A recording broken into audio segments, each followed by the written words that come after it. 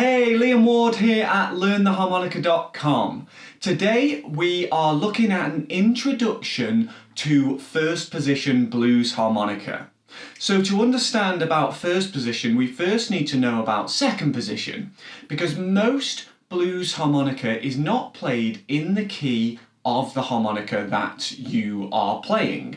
A little bit confusing, but that's just the way it is. So let's say you've been playing some beginner blues stuff up to this point. You've probably been playing in second position. So we're actually going back to a simpler idea by playing in first position of just playing in the key of the harmonica we're playing.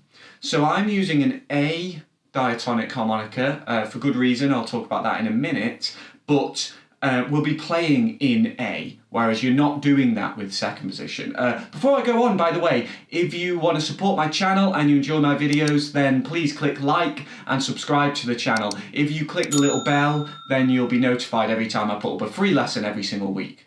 So, we've got an A harmonica, we're playing in the key of A. Now you might think, well, that's going to make it easier, but it kind of doesn't. There's a couple of things we have to think about, because what happens when you're playing in the natural key of the harmonica is it wants to play in a major key because they're tuned to a major key. So it'll sound twee, it'll sound bright and nursery rhyme-esque, you know, it's not going to sound bluesy naturally.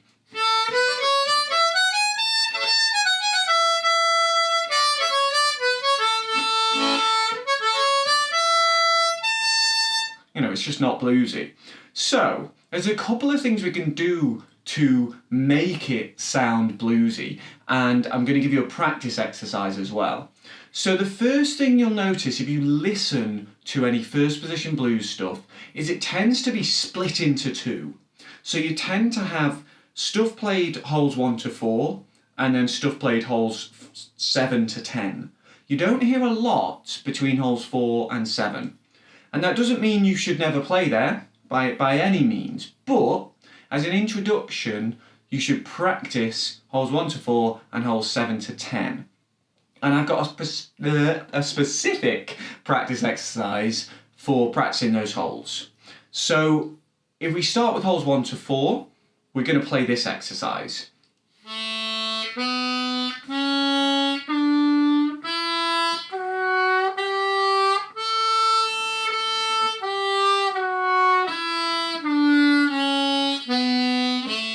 We can swing it as well.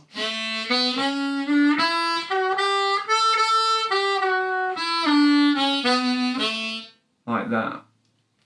So the notes are 1 blow, 1 draw, 2 blow, 2 draw full step bend, and you will need to do some bending if you want to sound good in first position. The 2 draw natural note, 3 draw full step bend, 3 draw half step bend, and 4 blow. So it's like the major scale, except that we're dropping that 3 draw to the half step bend, and that gives us a flattened 7th, which is a really bluesy note. And that means that if we're putting together licks out of that set of notes, they're going to sound a lot more bluesy than if we played that 3 draw unbent. So that 3 draw unbent note is kind of an avoid note. It doesn't mean it could never be played, but it's a good rule of thumb to begin with to do that. So that's holes 1 to 4, and you can just move up and down that. It's really about muscle memory, getting used to where those notes are and getting used to playing them. The top notes, we're going to play this exercise. It's the same notes but moved up to the top.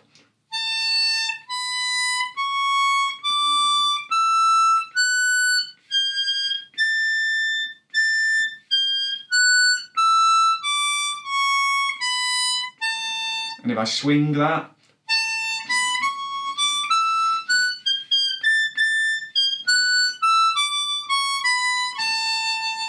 you might have guessed now why I'm using an A and not a C. It's pretty high even on an A harmonica. So a C would be really shrill. So you'll notice when you listen to blues played in first position, it's generally played on the lower keys because you're more likely to go up the top end than you would in second position. So it just makes sense. So the notes of the top end are 7 blow, 8 draw, 8 blow, 9 draw, 9 blow, 10 draw, 10 blow full step bend, and then the 10 blow unbent note. Now, if you want a printout of those scale exercises, then check the description below the video. I've got a link where you can go and get those, download those absolutely free. In terms of listening to stuff in first position, you could do no better really than starting by listening to Jimmy Reed.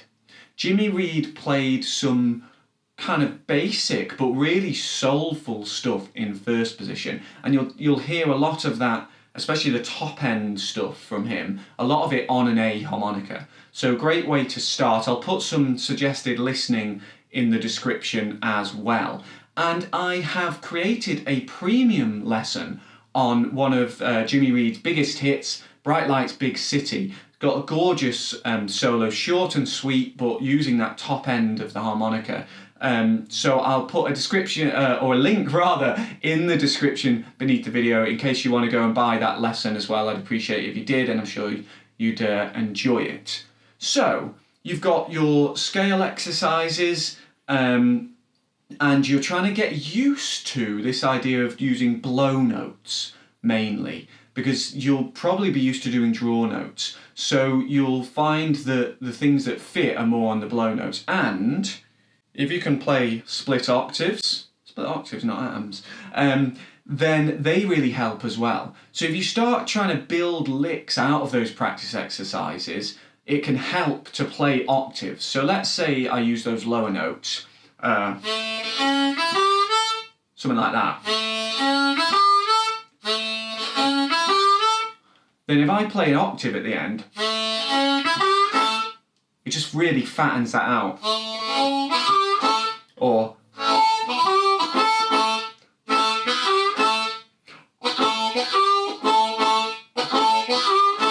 I'm just improvising with those notes that I've given you. And the same at the top end. But I didn't really want to teach you how to solo. I just wanted to give you those exercises to get started with, and I hope through listening, maybe doing some song studies like Bright Lights Big City, then you'll find that you start to get used to this idea.